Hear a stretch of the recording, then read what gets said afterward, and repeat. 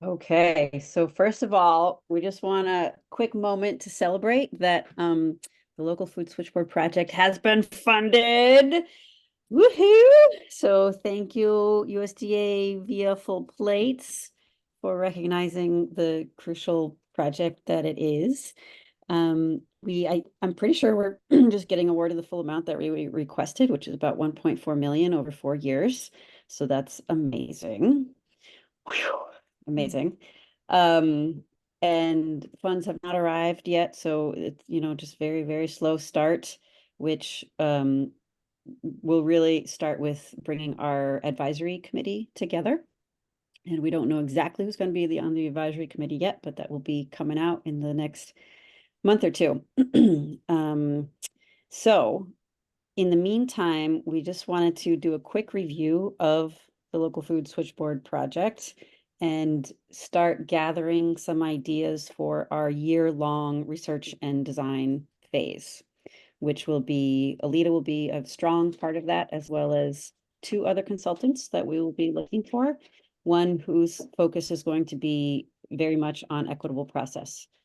So that is also to say, if you know of any consultants who you've worked with, or you just have heard high regards about, then please let me know if they have anything to do with food supply coordination development projects. So yeah, shoot Alita and I a line if you have some thoughts about that, and we'll get the request for proposals out in the next few months, hopefully, fingers crossed. So I'm going to share my screen and walk through a slideshow just to give again, a brief overview of what the proposal was, and then Alita will follow up with some prompts to help start getting more ideas for what needs to be dug into during the R&D phase. So here we go. And please feel free to stop me at any time if you have a burning question. And if you don't, then we can get questions and lots of comments at the end. I'm just gonna, hold on. Yeah, I'm just gonna go through the slides like this. Okay, so the local food switchboard project. This is like innovation, like new map tech, online map tech, and who knows what else is going to be coming in here with old school, like innovation, old school tradition, like the switchboard, right? So that'll make sense as I continue throughout the slides. So there's three main buckets of inventory that we're going to be mapping so that we can understand what's out there in terms of infrastructure. So storage, processing, distribution, etc., any kind of food infrastructure that's out there in Maine. We're going to be mapping what exists for food supply. So raw, processed, value-added food, whether it's vegetables, fruit, seafood, etc. And then also we'll be mapping what resources are out there for food supply chain needs. So it could be financial, technical assistance, workforce development, student preferences for schools, etc. Also, like forward contracting, all these things that we've been talking about here. And in the first 4 years, as long as we're only working with the full plates USDA funding, then all of this gathering of data and connecting people will be working towards K-12 schools for these first 4 years as we get the program up and running. After that, the idea is that it'll broaden to meet everybody's needs. Hold on. So step one, well, not step one, but a major part of this project is to reinvest in the Maine Food Atlas. That atlas coordination and maintenance has hasn't been maintained for a while, but the coordination and the development of the map was headed up by the Maine Network of Community Food Councils. So they'll be a major partner in this project. It hasn't been updated in a while, but even though it hasn't been updated, they get about 300 hits a month. So that's a good sign that it's being at least searched out. we will, during the R&D phase, we'll understand better how we want to tweak this map, adjust this map to meet the needs of this project. And we have a the tech guy, I forgot it, Stephen Engel, I believe. Yeah, he is on board to help us with this project as well, and he's written into the budget. The goals of the project are first and foremost to build relationships with food supply chain actors across Maine. So that's a huge component of this, just so everybody knows each other. And when you need something, you can call somebody and move more at the speed of trust, faster, the speed of trust. We want to identify opportunities to maximize the food infrastructure across Maine. So there's a lot of infrastructure out there. We know this. We don't know exactly what it is, where it is, and what it does, but we know there's tons, whether it's like storage facilities at camps that aren't used year round, or, you know, other kind of processing facilities that are only used for a few months or several weeks out of the year, and then they sit idle. We want to map these so that we can connect people to who have low access or no access to this equipment and infrastructure. And again, this is all going, at least in the first 4 years, towards local food procurement in our K-12 schools. That's what the grant is written for. So we have, I think, 3 schools on board at this point, Lewiston, Auburn, and RSU 12. Is that right, Lita? Yeah. So again, this will, a goal is to increase small business access to the infrastructure markets, those who have not had access in the past, whether it's small businesses, folks, BIPOC youth, new farmers, etc., or fisher people. Let's see, what else do I want to mention here? Yeah, it's all working towards increasing efficiency in the food system, decreasing input costs for processors by sharing equipment and sharing infrastructure instead of everybody having to have their own. It will also, as a byproduct, increase income of those who own the infrastructure and equipment. And then as a byproduct also, but an important piece of this process is will be much more able to identify what the bottlenecks are in the food supply chain. So we've been hearing that storage is a bottleneck, but now we'll be really able to tell more after, a couple years of this project. We'll be able to tell where is the storage facilities needed and what kind of storage facilities are needed. And get more specific about, like, okay, there's a bunch of halal meat that needs to be stored for XYZ. What places can do halal storage because of, different regulations. So that we can inform policymakers, investors, service providers, and they can better target what's really needed. All right, I'm going to just pause for a second. Any questions or comments thus far? And I can only see, a handful of you, so please just pipe in. I have one question. Yeah. You mentioned that there are 3 school districts on board with this project. Yeah. Can you say more about like what that means or what their role is at this point? Yeah, I mean, at first they will all be on our advisory committee.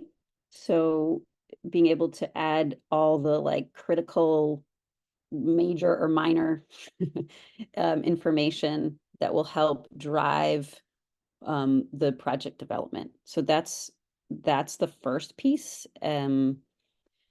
Both, like, I'll get to this later, but we are being funded to purchase 6 different cold storage facility, equipment, boxes, whatever infrastructure across the state. And so one of the first things is like, okay, how's that going to happen? How are we going to maintain this for the long run? Where's it going to live, et cetera? Where's the strategic locations to put these? So that's just an example of one of the things that they'll be helpful with, because these storage facilities, the purpose is so that the schools can store local foods to be able to use, because that seems to be a bottleneck. So that's one example. Another example is like, all right, what does the map need that will be helpful for schools to know? Or what does the switchboard operator, we're calling them, like the staff person, what how can they be most helpful? Alita, do you want to add anything? And of course, this is all leading up to, first and foremost, those schools being able to access and purchase local foods better. Right. Deb had a question in the chat on a similar note, just about whether or not our scope of work will start with these schools or cater to all schools. And I think that that is a question to be determined during the R&D phase if we want to sort of pilot with a certain community and then expand in future years, or go a different route. So a little TBD on that at this point, right, Annie?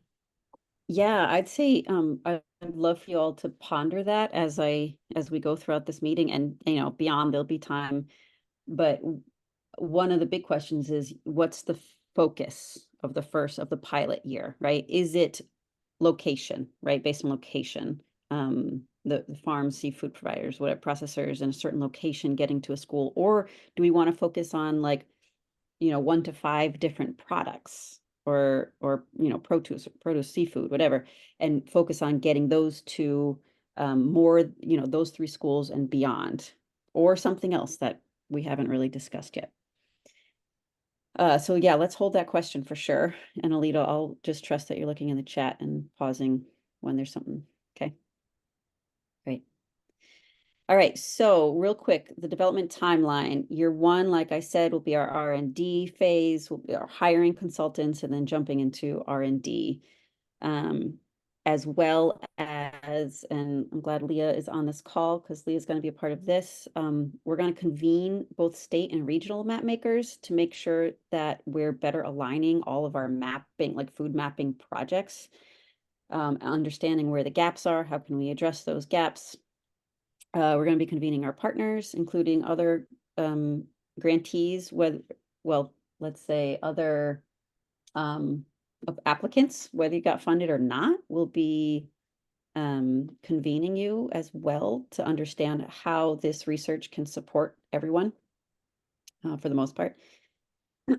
We'll get our advisory council up and running so that they're guiding the R&D process, and we'll be, determining a lot of things: the mapping needs, storage infrastructure needs, switchboard operations, sustainability strategies, etc. Year 2 is when we hire our staff person. Right now, we're calling them the switchboard operator, but we can change that in time. That's when we'll launch the new version of the main food atlas. We'll continue doing lots of outreach to increase the data points, like the different points on the map, whether they're buyers, sellers, processors, distributors, etc. And then we'll launch the project. So, and again, that will, like the pilot year, the launch year, our focus will be determined by, input from you all, input from the advisory committee. And we're hoping in the first year, maybe towards the end, I'm guessing, I'm not sure, we'll see, we will install, maybe in the beginning, we'll install 2 out of 6 of the storage units. So each year we have planned to install 2 storage units, so 6 total. Year 3 is when we're going to have like our full launch. So we're hoping to increase our membership during that year. We'll have like a full launch event, which will be somewhat informational, celebratory, relationship building, so that folks know better how to use the map. And again, we'll install 2 more storage units and continue to do outreach. And I'll make a note about that too. In our proposal, we have 2 high school students, I believe, from the schools we're working with, will be in our advisory council, and also will be gathering a small team of their own from the high school to do the outreach and research, increasing data points, etc. And building relationships and helping people to understand how important this project is for students. And then the 4th year is a sustain year. So really kicking into high gear how to sustain this project, and that'll be discussed throughout time, certainly in the R&D phase.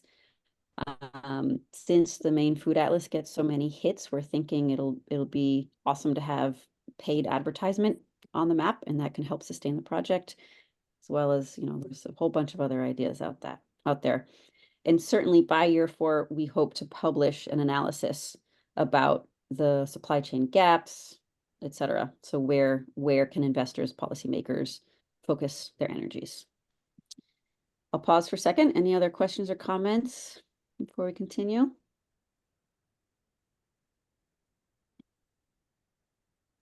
Oops, Sandy, wrong do you way. want to just speak to your question?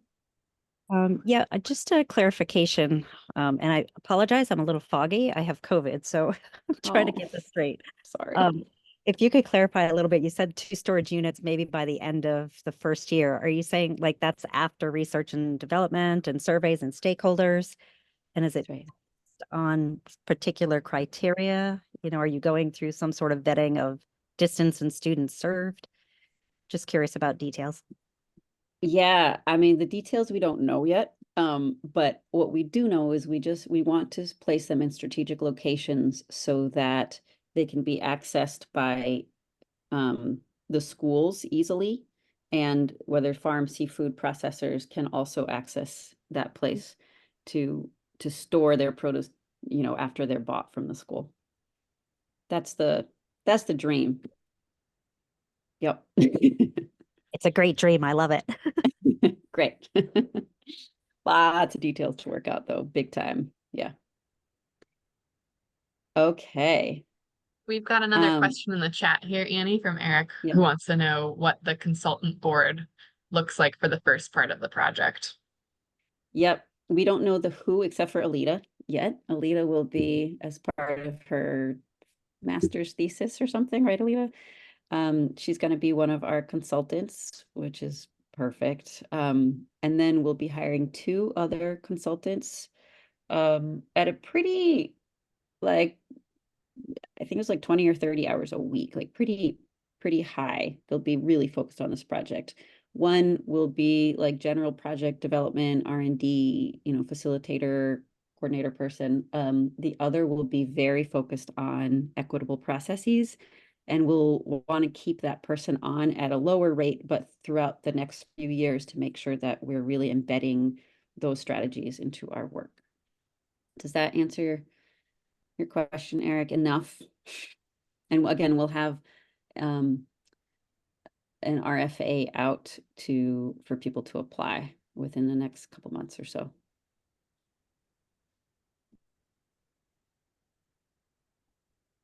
Okay.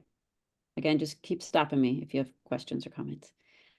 Just real quick, partners thus far, the holder of these funds, so the project lead is the Maine Food Convergence Project. MEFD, Maine Farm and Seed Institution, which is through HCCA, Alita. They are like our major next partner on this thing. Oops. Hold on. There we go. The Maine Network Community Food Councils, like I've mentioned, are the ones managing the food atlas, and they'll also play a major role in outreach and gathering input from the local food councils. The school nutrition directors, Alyssa Roman from Lewiston and Mike Flynn from RSU 12. I guess maybe I was making the Auburn one up. They're our major partners so far. And then the New England Food System Planners Partnership, Leah Rovner, sorry, Leah, who's on the call, is leading up that project. And so, like I said before, Leah's going to be helping to convene statewide and regional supply chain coordinators so we're all, aligning as best as we can. And I'll just say too, that all of the other New England states have a state position for food, like a food supply coordination position in the state. Maine does not. And so we'll be fulfilling a really important gap in New England. I see you kind of shaking your head and nodding your head, Leah. Yeah, sorry, I'm out for trying to get my steps in. Good. Yeah, I would just echo that. This project is so timely with the regional food system infrastructure program deployment. And there's a lot of support within the 6 agricultural departments, including Maine DACF, to really support supply chain coordination, whether or not they have a person or persons hired within the State Department or other organization within their state. There's a lot of support and momentum around this, so it's really timely, and just echoing that there's a lot of energy and momentum happening across the New England region, which I think will really lend a sharp lens and be able to contribute to this really important initiative in Maine. So just want to echo that. Thanks, Leah. And, you know, Brittany's like steadfast supporter here too. So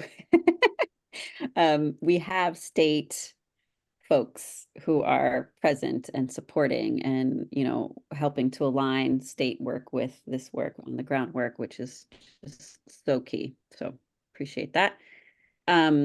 Okay, so back to the partners. I was a little off on the numbers. We in our budget, we have 3 members, high school students on the advisory council and doing the mapping outreach research assistance work. Of course, there's the processing work group who will keep coming back to you all for input, for reviewing of plans, and for helping to do outreach to gain, you know, membership, gain participation in the map. We will have the advisory council, which I've mentioned. So they'll be, you know, the big decision makers, and also we're proposing that they help do outreach for participation. And then there's just like a whole host of other partners that we haven't mentioned in one of the blocks. You know, processors, producers, the ACF, Department of Education, Stephen Engel is the Atlas Tech guy, Halal School Meals Network. We're hoping to make sure that we highlight culturally appropriate, culturally nutritious food. So folks like Halal School Meals Network, Maine Pharmacy Co-op, which I see you guys on here somewhere. Peak Season, who was also awarded, Colleen was also awarded one of these Full Plates USDA grants, and is one of our like signed on partners. Caitlin is here from New England Food Hub and Processors Network, and there's so many more, and more to come as well. So, all right, quick, sustaining the switchboard. We have a bunch of ideas. I'm not going to go into it right now. You can see this little visual, but there's a multitude of ideas of how to sustain this beyond year 4, and we'll keep working on that plan as time goes on. This is our budget. I'm not going to go in detail. This was like when we wanted you all to review our proposal, and it's also off. I was updated since we did this. Anyway, you can just take a quick, especially on the bolded left-hand column, highlights all of the components of this project. And I think I've mentioned pretty much all of it so far. Yep, the operator is a big person starting in year 2. And of course, you know, we've woven in some of my time and Lauren Olson, my coworker, the comms manager time, to help with all that kind of stuff. We did under the consultants, also included in that is hiring a marketing consultant at some point to really kick us into high gear to get more participation, but also support like advertisements and that kind of stuff. Okay. So. A question, Annie? Please, Matt. Yep. I'm just curious if you could describe what you envision the storage unit looking at for about $30,000 a pop. Yeah, I could pull up, we brought up, and I think it was more than that actually. I think it's 45 grand each storage unit that we set aside. And so, and we did a bunch of research and also looked at, worked with Colleen Hanlon-Smith to see what she was coming up with storage units, because I think she has some embedded in her project as well for peak season. They are like big boxes, you know, refrigerated units, cool bot like stuff with shelving, ramp, the whole 9 yards. And then we also wove in maintenance fees during these 4 years so that we can make sure things are up and running well, and that we leave whoever is going to manage it. Maybe it'll be us for the long run managing it. I don't know, but we can leave things in a good enough shape to keep things moving forward. With that said, we just threw in a couple of options, right, for what could be possible into the proposal. And during the R&D phase, we will determine which ones make the most sense. So like Matt, I have a feeling you know a lot about this. We're gonna be picking your brain. Okay. So let's leave off on this slide here so we can have some discussion after. But basically the R&D topics will cover, you know, the whole project from data and maps, convening, like I said before, the supply chain actors and mappers, and understand what data points are going to serve everyone from producers, seafood processors, distributors, storage folks to the schools and buyers themselves. And how granular do we need that data on the map? We're going to be doing R&D about services. So what other kinds of services might be needed? Tanya brought up, like, is an ordering system actually what's needed? We don't know. You know, do we want to leave that to other folks like Main Pharmacy to School do more ordering, and peak season do more ordering? So like, you know, are we leaving that to other things, or is there a gap there that needs to be addressed? Interpretation services, that kind of thing. What's needed? And then we'll be talking about structure. Is there going to be a membership structure, or is it just like one-off participation? If so, if there's a membership structure, what was that going to look like? Sustainability, and then, you know, a lot more stuff that I'm hoping we're going to start dipping into in 1 minute. So I think that's all the slides, but I haven't looked at them in a while. Yep, that's it. Gonna stop sharing my screen. I'm happy to pull up slides if people want to see them better, and I'll also put them in the chat. Just did, Annie. It's Thank the last you. thing in there. Great. Okay, so Alita, you're gonna take it on from here. Yeah, that was a great place to end. Just want to open up for any broad questions, clarifying points before we get into some discussions. Are there any questions about what Annie just presented?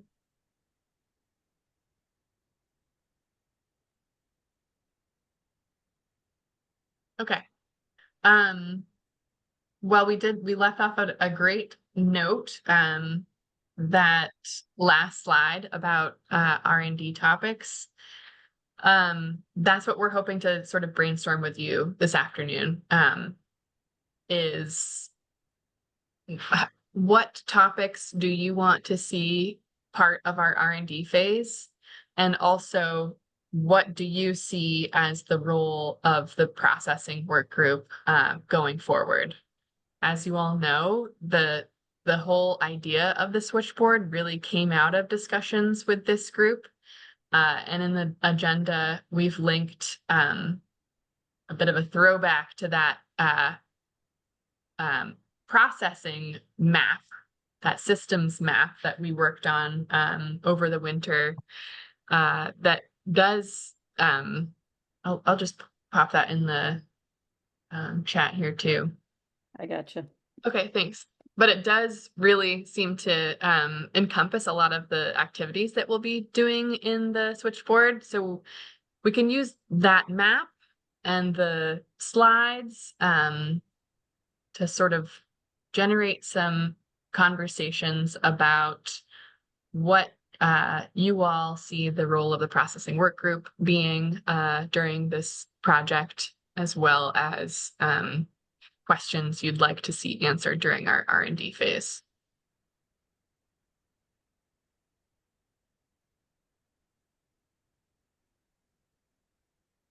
I see a bunch of people in the map, so that's great if you want to just take a couple minutes to peruse.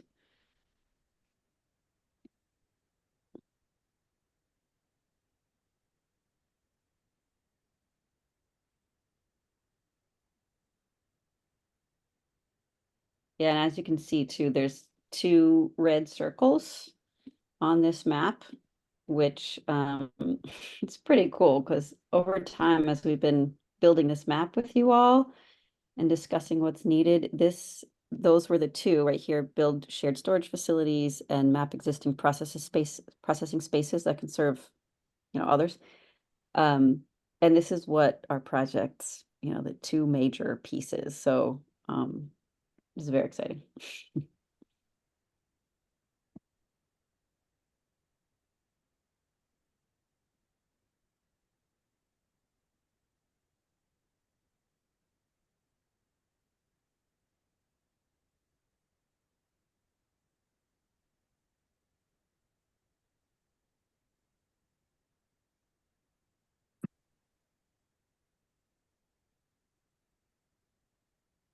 Does this project have a specific problem statement that you're trying to address?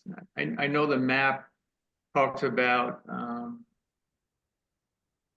things that might be worth doing, but I've always found that having a relatively well-defined and bounded problem statement is a good place to start.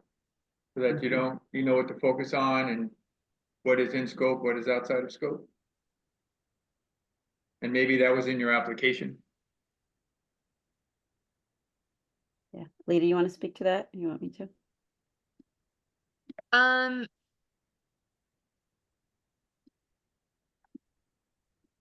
Yeah, well, I think that's a great suggestion. We do have a loose problem statement. I think we've been very much relying on the R&D phase and input from our advisory group to exactly define that problem statement. But I think you're spot on that that's going to be a really important place to start so that we can make sure that what we're doing is aimed directly at that question and we don't get bogged down by everything else we could be doing. Yeah, but in general, and we'll come up with a more defined, bounded, I love that, Matt, statement, but in general, I would say from hearing from you all, the problem is that there's not a reliable supply of local main foods that schools have easy access to. And so that's the main problem. So whether it's, just connecting people, building relationship, helping with forward contracting, helping producers find processing facilities to have a supply to sell throughout the year more and use their seconds so that, supply increases, et cetera. Like there's a million ways to meet, to solve that problem. But that's like the foundation, I'd say. Like there's schools, and this is in the application, but there's schools who have local food funds and they haven't spent them because they just don't have the time to find where to buy those foods. And so that's like that little niche where we can step in. A school can call us and say, hey, I need 1,000 pounds of carrots. Can you help me find them? And we say, great, here's this farm, or here's these two farms, connect them, help them with the relationship building, with the maybe forward contracting, whatever it is they need, figure out how to get it to the schools, store it, et cetera. And it probably sounds a lot easier than it actually is. But that's why we're going to hire, a 30-some hour a week person at least to be able to focus on these things.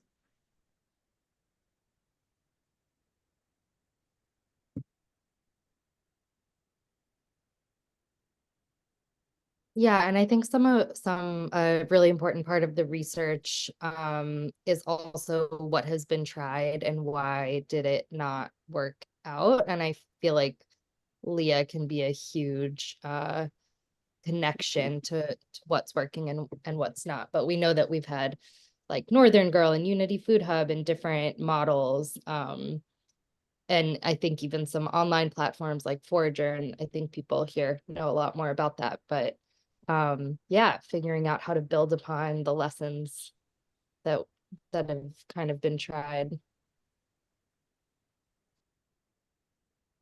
Yeah, awesome point, Lily.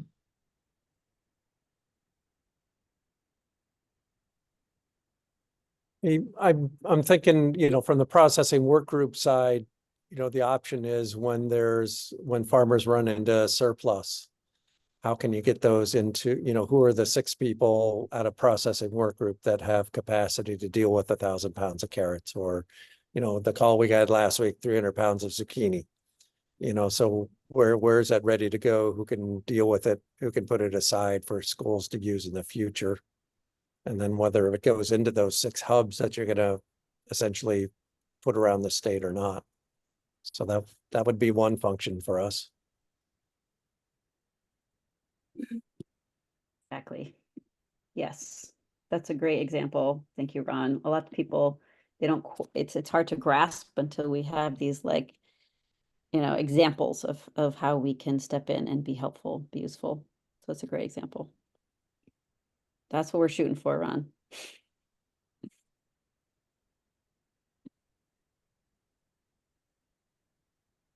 Other questions or other topics that needs to be addressed during R&D phase? Sarah, go ahead. Curious, you mentioned that other states have a position that sort of kind of consolidates the way we're doing. Is that something that could be built into this in terms of the sustainability, that there is a position that's created, that be one of the goals, if that makes sense to really look at that?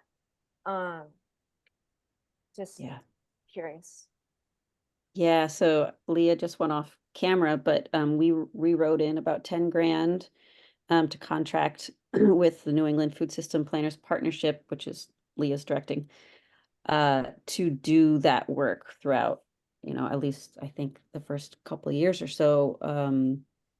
But if we can, I think it would be great to explore if there's funds to do that over the course of time, some kind of regular, whether it's yearly, quarterly, whatever, meeting, convening them and keep aligning those projects. And I mean, I think Leah, you're kind of doing that already, right, in your position. So if you want to speak to that, you've got the floor.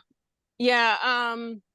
So each of the New England states, and again, I always go back to RFSI because a lot of the funding that the states are working with has stemmed from that program. But Rhode Island is a good example of this because Rhode Island Commerce is actually in the midst of hiring what they're calling a local value chain coordinator who will serve in the RFSI role of developing supply chain coordination within the state of Rhode Island, but is also being, by situating that person at Rhode Island Commerce, they're ensuring the longevity of that position past the program end date.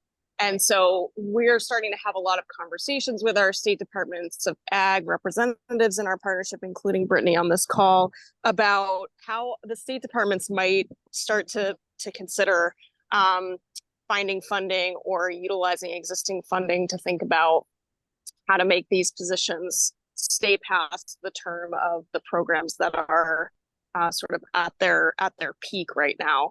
And the switchboard operator and Annie and Alita will be looped into a group that I'm already leading and have been leading for about 6 months now with the state departments of agriculture representatives that are a part of our partnership, as well as the folks that they have hired as a result of that program in their state. And that looks a little bit different depending on which state you're talking about.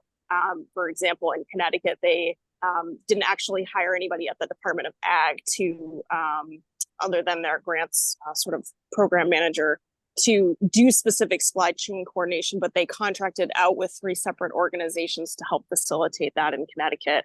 And so each state is a little bit of a different prototype. So I've had to track down what the titles are and what the job responsibilities are for the folks that have been sort of hired as from the momentum of the RFSI program, but it will be a continued place of tracking and exploration and discussion to ensure, sorry about the truck, to ensure that we are having that exact discussion about how we make these positions more permanent, how we ensure that we build on the momentum that is sort of alive and well right now in the supply chain conversation, and that's something that we're doing as a regional on a regional dialogue in facilitated conversations across the states. So excited to have the Switchboard operator in the Convergence project and be able to loop all of you in on how those meetings are going, what we're discussing, what the findings are, what the challenges are, and then just really quickly to add to, I think something Lily kind of jogged my memory on is that I wonder if in the advisory council or in the sort of formation of that, it might be worth bringing in somebody like Jake Claro at Farm to Plate, who has done a lot of supply chain coordination within Vermont and is very knowledgeable about this space, as well as the technical sort of side of mapping and software platforms that can really support this type of facilitation amongst farmers and producers and schools, et cetera. And he's somebody that Annie and I and Alita talked with sort of in building out what the partnerships contribution might be to this project, and also might be somebody to consider, or even someone from another state to help bring in some of those, what worked, what hasn't worked, bring in that regional lens into how we might think about this project in Maine specifically.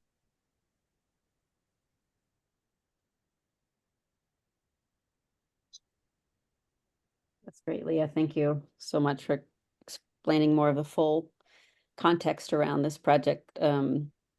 So really, like, to sum that up, there is a lot of work being done, right, that can help us in our development and also in the kind of tentacles that reach out throughout the state and beyond, working to align. Okay, Lita, I'm going to be quiet now. Well, we have just about 5 minutes left, and I do want to address any lingering questions here before we send you off to take your impact survey, which we are now including at the end of every meeting. But yeah, any other thoughts, questions, ideas? Can I ask a quick question? And maybe you covered this, Annie, when you were talking about the timeline. Can you kind of walk through what the next 6 months look like, in terms of hiring, doing the research? I just basically, so I know, when is the right time to plug in? Lita, you want to take a stab? You want me to? Oh, you want to take a stab at that? I'm a little Sure. unclear myself. Well, the first part is Alita and I are going to meet for several hours Yeah. to start sketching it out. Like, the funding isn't even in yet, so that's the first thing. But, initially what we've talked about is, number one, get our advisory council together, right? Figure out who's on it, what they're going to be compensated, all these things, and start convening this group regularly. So that's number one. Number two is get an RFA written for our consultants. That,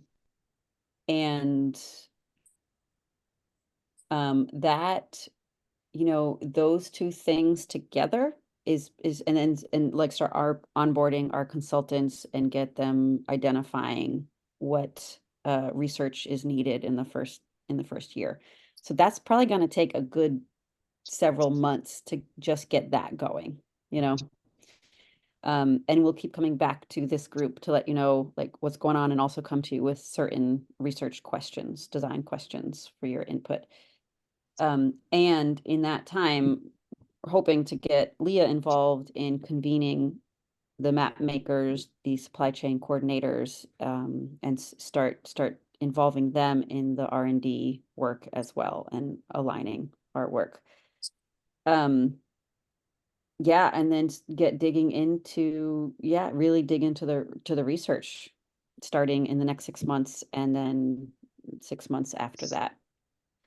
I don't know yet when outreach for getting more data points and updating the data points that already exist on the map is going to start happening, but I imagine it's certainly within the second 6 months of the R&D year and beyond.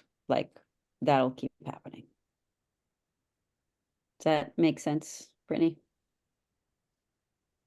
Yeah, that's really helpful. Thanks, Annie.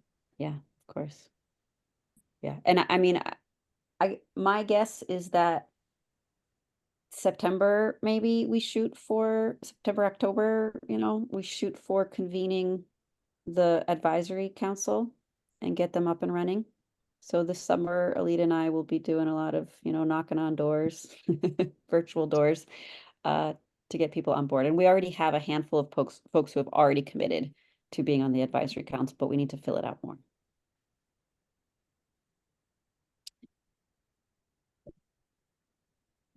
Sandy, go ahead. Yeah, is there an effort to pull in from each county across the state for your advisory board? Or are there other people that are just not at the table yet? Yeah, that's a great question. There are definitely a lot of gaps that we need to identify and then fill on the advisory council, whatever we're calling them. So we'll definitely talk about like, yeah, counties. We can't have one person from each county, but hopefully we'll at least get like a smattering, of folks. Thanks, Eric. Bye.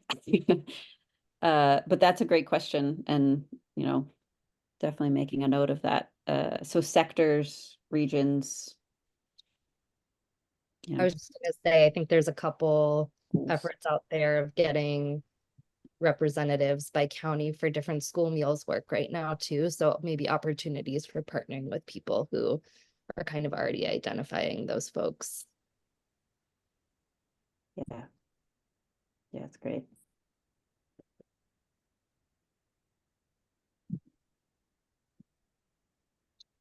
Okay, and that is something I'm sure we'll probably come back to this group, even if it's just for like 5 minutes in the beginning of a meeting to say, hey, what are the gaps that are still missing? And does anybody have ideas for who might be a good fit for this council? Okay. You want to close this out, Alita? Yeah, thanks for dropping that survey link in the chat. If you could just take a quick couple minutes to fill that out, we'd appreciate it. And this is the first conversation of many. And you should always feel free to reach out to me and Annie between meetings if anything comes up or you have questions. And otherwise, we will see you next month, hopefully with some more information, updates, and yeah, onward. Yep. Thanks, everybody. Thanks for being here. Have a good day.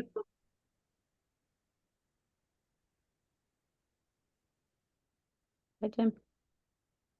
Thanks, Caitlin.